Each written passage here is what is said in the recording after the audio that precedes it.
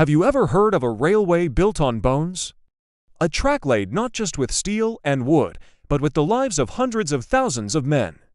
Today, we're taking a journey back in time, to World War II, to uncover the harrowing story of the Thailand-Burma Railway, a project so brutal it earned the name, the Death Railway. In 1942, the Empire of Japan needed a new supply route to support its armies in Burma, now Myanmar.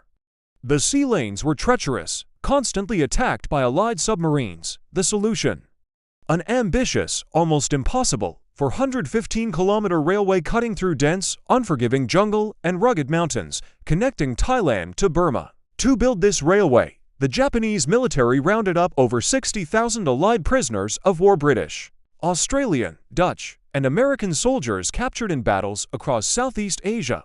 Alongside them, they forced an estimated 200,000 Asian laborers, known as Romusha, from Malaya, Burma, Thailand, and other occupied territories, into service. They were promised jobs and good pay, but what they found was a living nightmare. The conditions were beyond inhumane.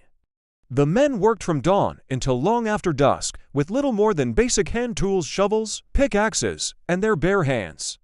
They blasted through rock, built towering wooden trestle bridges over deep ravines, and carved ledges into sheer cliff faces. All of this was done in a sweltering, tropical climate, plagued by monsoon rains that turned the entire construction site into a sea of mud. Food was scarce and of poor quality, usually just a small portion of watery rice. Clean drinking water was a luxury. Malnutrition was rampant, leaving the men weak and emaciated. But the greatest killers were the diseases. Malaria, dysentery, cholera, and tropical ulcers swept through the makeshift camps like wildfire. Medical supplies were almost non-existent.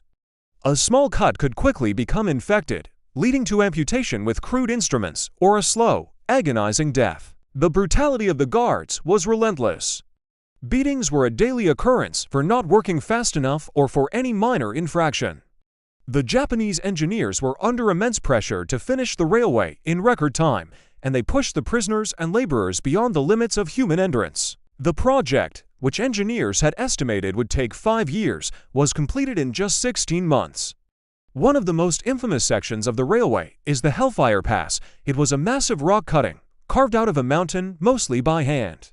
Prisoners were forced to work 18-hour shifts, drilling into the rock and using explosives. At night, the flickering light of bamboo torches and oil lamps cast eerie, dancing shadows on the gaunt figures of the workers, giving the pass its haunting name.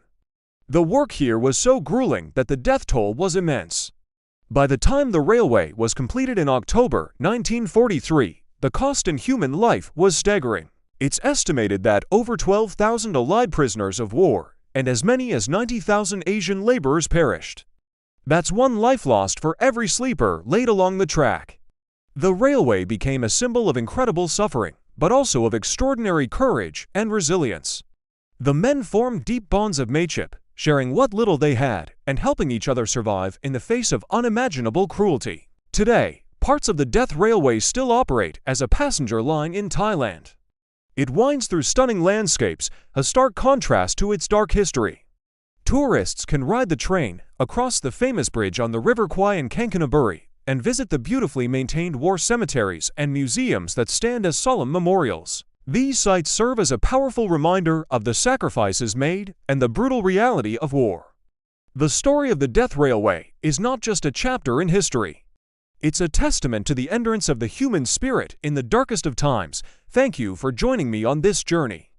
If you found this story moving, please like, share, and subscribe for more chapters from our shared past.